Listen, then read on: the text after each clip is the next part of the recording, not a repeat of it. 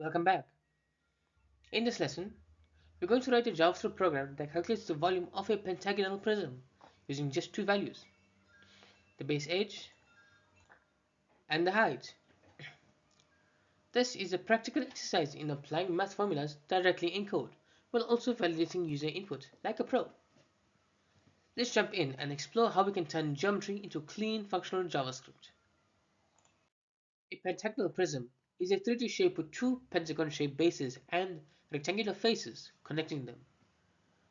To compute its volume, we need two things: the length of one base edge and the height of the prism. Using a known geometric formula, we can plug these values into JavaScript and get the volume. But we also want to ensure our program handles incorrect inputs gracefully.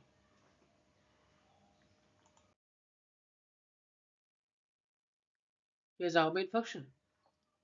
We pass in the base edge and height and validate both using isNumber. If everything checks out, we calculate the volume using the geometric formula. The math inside math square root handles the pentagon special constant. This setup ensures both safe inputs are accurate calculations.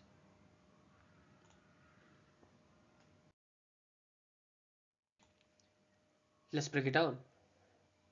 First, we check the input values.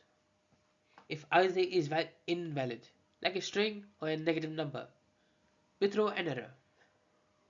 Next, if both values pass, we plug them into the formula. The result is a clean volume number ready to use. The validation step is key here. It protects your program from crashing or giving bad results. Here are some sample runs. If we input 4 and 8, we will get the correct volume. But if we accidentally pass 4 as a string, it throws a type error. Negative height? That's an entirely different error. With this approach, your code is solid and user safe.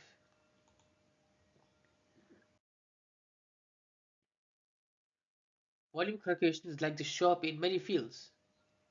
Architects and engineers use it when estimating materials. Game developers use it when placing or measuring 3D objects. And in education, it's a great example that combines geometry with programming logic. Clean code plus clear math equals real world power.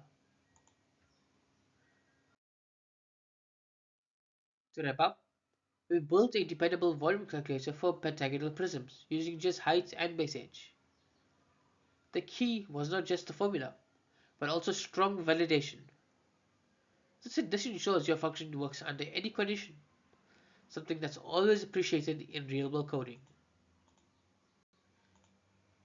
Thank, thank you for watching. If you enjoyed this video, please make sure to like, share, subscribe for more JavaScript tutorials. I'll see you in the next one.